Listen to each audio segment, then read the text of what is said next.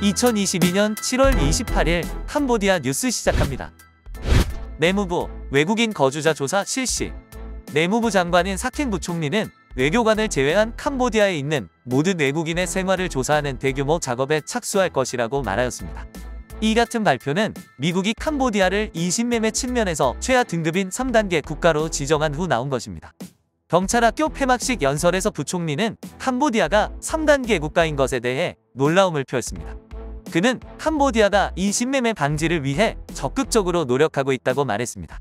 내무부 장관은 인신매매 의혹과 허점을 없애기 위해 외교관을 제외한 호텔, 건설 현장, 기업 등 모든 외국인의 삶을 조사하는 대규모 작업에 착수해야 한다고 말했습니다.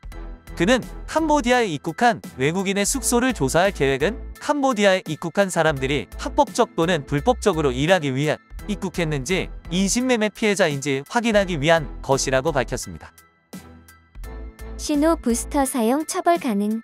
우편통신부는 가정에서 신호 부스터와 중계기를 사용하는 시민들에게 이 장치를 해체하고 모바일 네트워크 서비스를 방해하는 사용을 중단할 것을 촉구합니다.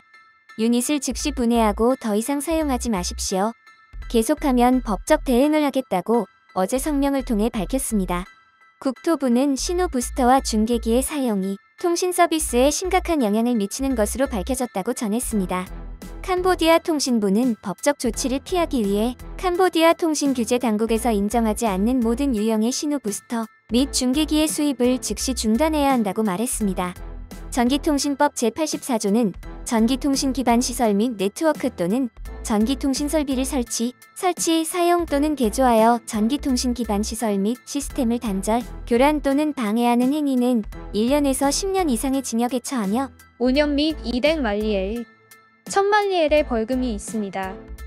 국방부는 전문가들이 이동전화 사업자들에게 장비와 기술을 업그레이드하고 추가 안테나 스테이션을 구축하여 서비스 범위를 확장하고 서비스 품질을 개선할 것을 촉구해왔다고 말했습니다. 국토부는 모바일 서비스 품질 향상을 위해 모든 이해관계자들에게 협조를 당부했다고 덧붙였습니다. 누드 영상 삭제 거부한 남성 칼로 찔러. 폭력으로 확대된 음란 비디오를 둘러싼 논쟁에서 젊은 여성이 남성을 칼로 찌른 후 체포되었습니다.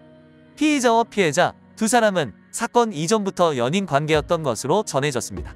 사건은 두 사람이 만난 이후 과거 주고받은 나체 사진과 동영상을 둘러싸고 말다툼을 벌이다 말다툼이 심화되자 여성은 남성을 칼로 찔러 부상을 입혔습니다. 그 후 이 남성은 푸놈펜의 깔라메 병원으로 이송되었습니다. 꼬공에서 200kg 이상의 마약 소각. 꼬공관리들은 세계 마약 남용 및 불법 인신매매 반대의 날 기념식 기간 동안 압수한 마약 212kg을 소각했습니다. 마약 퇴치 당국의 차관보는 범죄자들이 코로나 상황을 범죄를 저지를 기회로 이용하면서 마약 범죄의 비율이 증가했다고 말했습니다. 코콩의 마약 범죄 진압은 지역의 지리적 문제로 인해 더 큰 어려움이 있습니다. 이 주는 바다, 육지 및 국제적 인신매매의 표적이 되고 있습니다. 육기 중장은 캄보디아와 태국 당국이 모든 범죄를 단속하는 데 적극적으로 협력할 것을 요청했습니다. 시청해주셔서 감사합니다. 더 새롭고 빠른 뉴스로 다시 뵙겠습니다. 즐거운 하루 되세요.